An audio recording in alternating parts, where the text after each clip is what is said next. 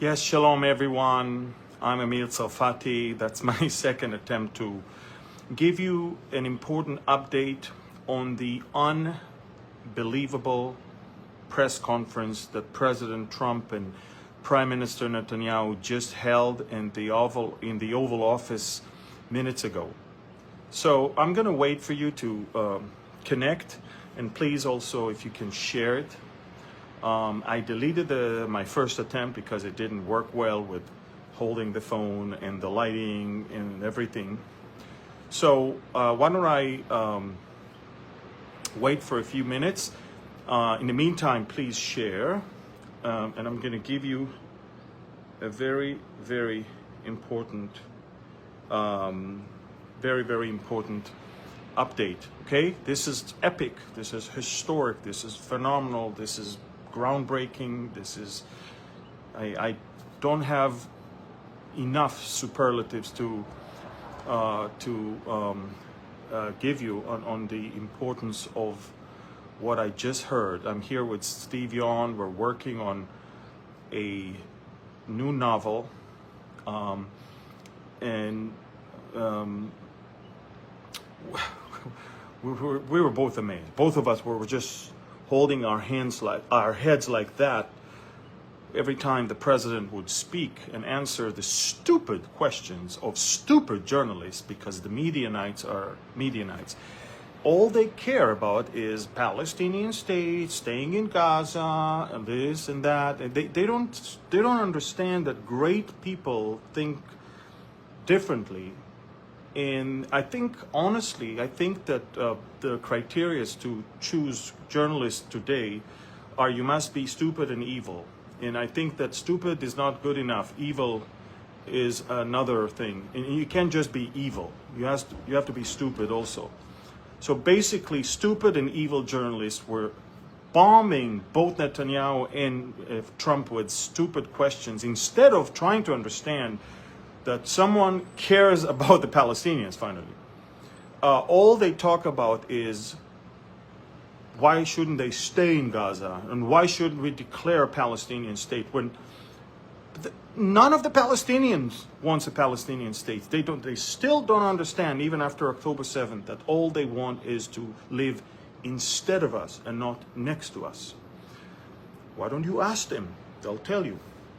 So President Trump basically answered questions, and he said that he believes that Egypt and Jordan maybe say no now to receive Palestinians from Gaza, but they will have to say yes, just like Canada and Mexico said no to his terms, and eventually he managed to change their minds. I mean, the fact that he even compared them to, that tells you that he understands the leverage that he has, and he understands that he can use it just as he used with Canada and with Mexico, and of course get the results. He even added that he believes there's going to be more countries that will accept the Palestinians in Gaza. The president made it very clear. Listen to me right now, and this is why I came live on Facebook, and we're going to put it on YouTube in a few minutes. And Steve, maybe you can text Shane to put it on YouTube. But it's very important that you understand it, folks. President Trump is not talking about Hamas staying in power. He's not even talking about the Palestinian Authority replacing Hamas. He's talking about all of the Gazans must leave. They cannot stay there. It's not a safe place. And he even elaborated, and he said, look, there's tons of tunnels, and there's tons of bombs that have not exploded yet, and it's a demolition site, and even the houses that are not destroyed tend to fall apart. He says, you can't, this is not human to stay there. He said they deserve better. Let's build for them in other places, towns and cities where they can have good life. And then he was asked about them coming back. And he said the following thing. He said, why would they want to come back when they have better life elsewhere? I don't know if you understand what he just said. This is, in a single sentence, the entire narrative of the Palestinians collapsed. He basically said, You deserve to live better life elsewhere. Look what happened ever since Hamas took control, ever since Israel pulled out. It's all about death all the time. You strike, you're getting killed. You strike again, you're getting killed again. Your own Hamas people is killing you and slitting your throats and all of that. Stop it. And Netanyahu was asked, because, you know, the media is so evil, that the media wants Hamas to stay in power, just so the hostages will come back. But they don't understand. Hamas will never give the hostages back unless Hamas stays in power, which is another October 7th. Netanyahu says, I am all in for phase 2, as long as we meet the 3 goals of our war: returning our hostages, making sure Gaza will never pose a threat, and making sure Hamas is not in power without weapon and without military capability. These are the 3 things. You can't just talk about returning the hostages and leave those monsters in power to plot another October 7th. So you've got to understand, it was almost as if it's already a done deal that either Hamas will surrender, which they'll never do, or we are going to resume the war after the 42 days of phase 1.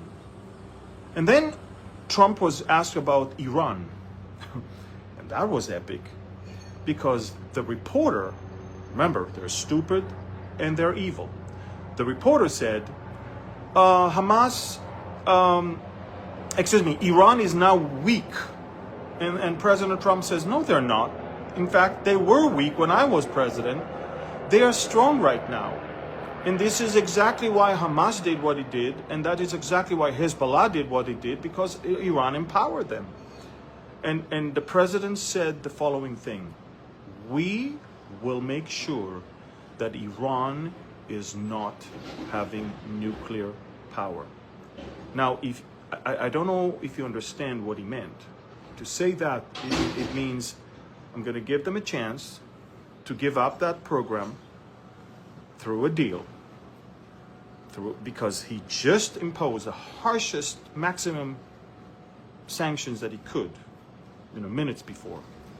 But then he said, we'll do whatever it takes, which means he's going to give Netanyahu the green light to do whatever he needs to do in order for Iran not to have nuclear power. The fact that the President of the United States understands the danger of Iran and is not dismissing it like the stupid journalist. Can you imagine a journalist saying, oh, Iran is very weak right now? Why? Because it lost Hezbollah and Hamas? Iran is not. It's on the roll right now to produce more weapon and more rockets and more missiles and more submarines and more drones and more. Are you kidding me? So President Trump made it very clear that he's standing by Israel. Hamas will not stay in power. Gaza has to be evacuated, and Iran will never possess nuclear weapon. This is epic. And Netanyahu was sitting there smiling. Now, of course, the evil media tried to put a wedge between Netanyahu and Trump. And so they asked Netanyahu, so who do you think gets the credit for the hostage deal? Is it Biden or is it Trump? And then they asked Trump, you had some issues with Netanyahu before. Do you have better relations? He never answered that even. I want to tell you something. Evil, stupid media can never give you accurate news. They can only brainwash you. This is exactly why I am committed to report news. And that's why you need to follow me on Telegram, because you will never hear the truth if you watch the media. Never, ever. The Israeli newspapers are garbage. All of the greatest anti-Semites are quoting Israeli newspapers. That's how garbage they are. And there's only one TV in Israel, not TV channel, that is, conservative one that is worth watching. Everything else is garbage. It's biased. It's with an agenda. It's brainwashed. It's progressive, liberal, left, and stay away from them. So I'm telling you folks, epic, historic, amazing press conference. I can't wait to hear what the outcome of the meeting itself is going to be. And when Netanyahu is coming back to Israel, of course, it will be a different prime minister with the backing of the world's strongest leader, and who already proved leadership by making sure that Canada and Mexico will do what they need to do in order to stop criminals entering into America and drugs entering into America. By the way, shouldn't that be obvious that countries should stop drugs and criminals from going into other countries? Shouldn't that be obvious that they should fight rather than be okay with that? Well, it wasn't until tariffs were imposed, and then the threat worked, leverage worked, and now we see what's going on. So again, remember, Trump just compared what he did with Mexico and Canada to what he is about to do with Jordan and Egypt. He basically put the Jordanian monarch and the Egyptian president on notice, and he basically told them, I am expecting you to say yes to what I'm offering. It's not going to cost you much. Rich countries are going to give you money to build towns and cities for Palestinians. That's it. It's going to have to happen because there's no other place for them to go to. You understand that? Guys, you're watching history in the making. We're progressing towards Israel safe, secure, and prosperous.